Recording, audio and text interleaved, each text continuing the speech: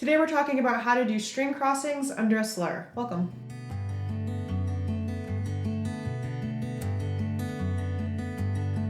Welcome to the studio. My name is Cassie and I'm a professional violist and teaching artist. Today I wanted to talk a little bit about how to do string crossings under a slur. Too many S words there.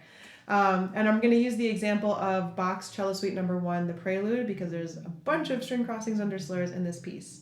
If you want to use the same edition that I use the Simon Round-Jones edition. I think this is the best edition. I'll post a link down below if you wanted to purchase that.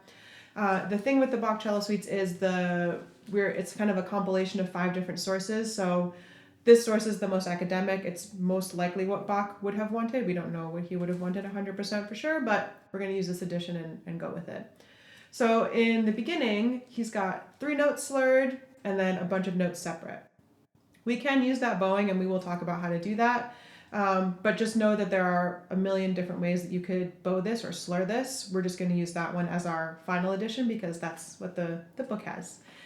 So first steps. I'm not going to practice this as printed. I'm going to do a bunch of prep steps that are going to help me do these string crossings a little bit more smoothly and effectively. When we're talking about string crossings, really we're talking about our bow arm. Of course, the left hand has something to do with that too, but it's mostly what part of my bow arm is in charge of doing the string crossing and when do I use it. So in that very first measure, instead of doing as printed where it's 3 slurred, 5 separate, we're going to practice this as double stops. So every 2 notes become a double stop. For instance, the first 2 notes are open strings. I'm going to play them as double stops. Then BA is a slur, and then B and D becomes a double stop. So it will sound like this.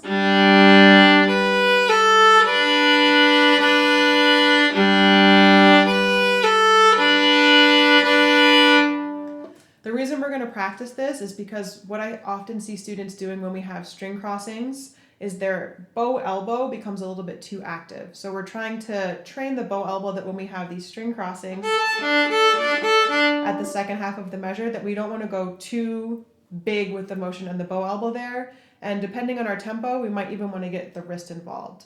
I did just do a video on barilage, which is changing back and forth rapidly between 2 adjacent strings. So if you're interested in that, I'll post a link to it up here and in the description too, so you can check that out. So again, my first step was to practice as double stops. Once I feel like that is coordinated, I'm gonna do it as printed, but I'm keeping my tempo slow and I'm really focusing on what part of my arm am I using to do those double stop crossings. So, sorry.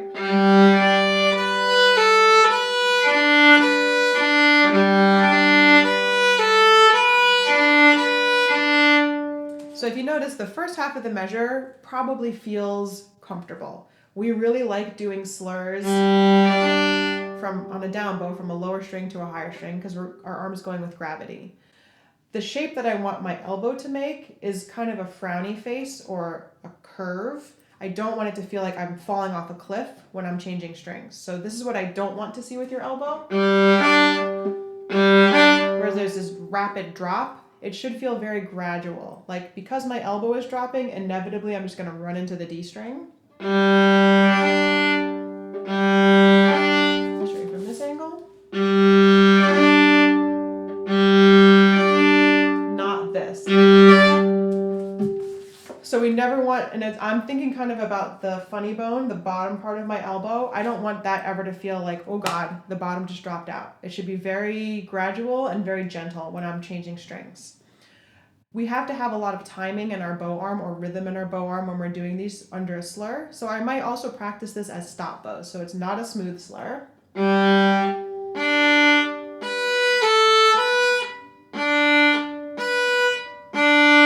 So I'm stopping, I'm keeping a little bit of arm weight in the string. This is going to help me coordinate the timing of that. So again, from this angle, it looks like.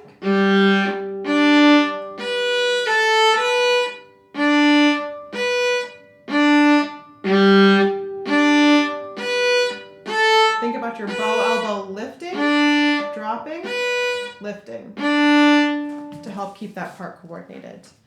Once that feels comfortable, I'm going to go to my next step. I'm still doing 2 notes slurred because when I do the different bowing, it's going to create different issues. So let's just stick with the 2 notes for right now. I'm coordinating elbow drop, elbow drop again to get me to the A string, elbow lift, elbow drop, elbow lift. As I increase the tempo, I mentioned before that I might start wanting to use my wrist for that. So let me show you what that looks like if I'm going a little bit faster tempo. And I'm focusing on when I am changing in the second half of that in beat 2, I'm focusing on using my wrist a little bit more as opposed to my elbow doing most of the work for me. So this is with the barrelage or wrist bowing.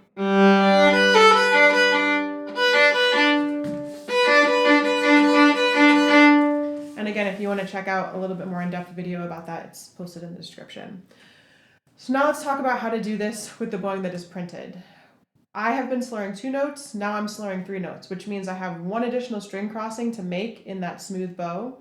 The most common issue I see students making is that the timing is off. So for instance, I might cross rhythmically between the D string and the G string, but then I get to the A string too soon or too late. So it ends up sounding, there's like a mad dash to get to that string, or it comes a little bit late. And usually comes with an accent too. So we're going to take it a step back again. We're going to go back to our stop bows.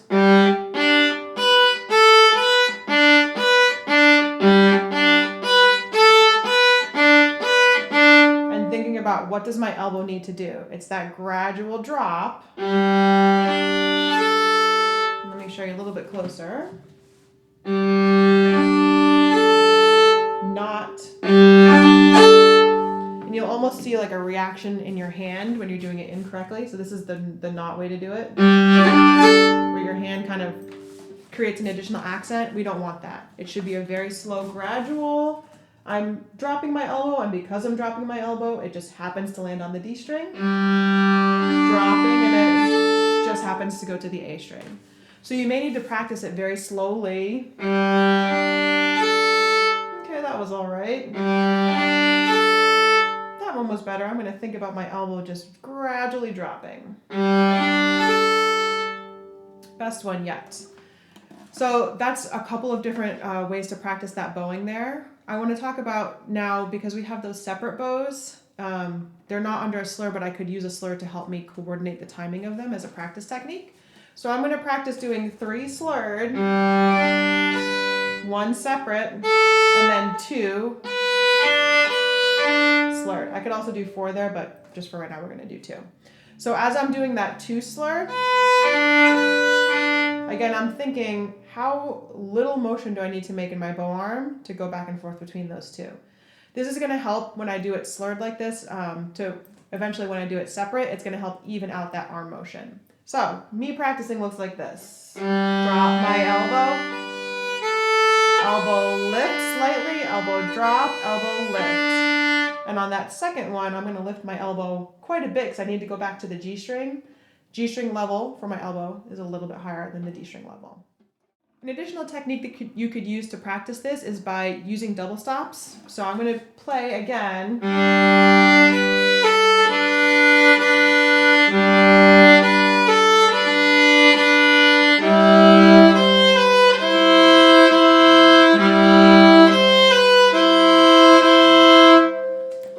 Kind of smooth everything out. Always again thinking about what is my elbow doing. If it starts sounding like this, where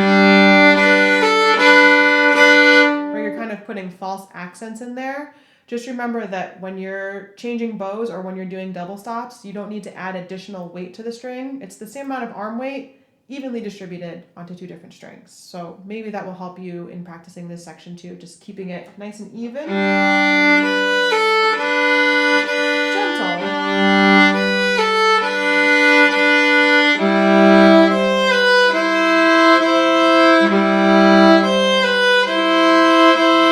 I'm going to go back and try it as printed separate notes.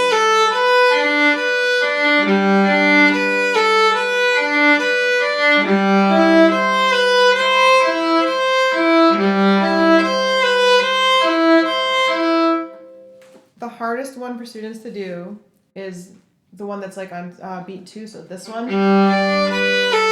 right here can become very uneven rhythmically. So again, we can stop that and practice. separates, we can practice double stops to help kind of even that out. You're going to encounter string crossings under slurs in other music that is not Bach, but the practice techniques remain the same. So again, we're going to try stop bows. We're going to think about what our bow elbow is doing. We're going to think about the tempo that we're ultimately going to choose. Is it maybe going to involve a little bit of wrist motion there to create that string crossing? The name of the game here is efficiency. So whatever I can do to keep my bow arm as efficient as possible, that's what I want to do to practice the slurs, string crossings under slurs. So I hope this video was helpful. If you have any lingering questions or things that I didn't cover, please post it in the comments below and I will try to help from afar. As always, happy practicing, and I'll see you in the next one.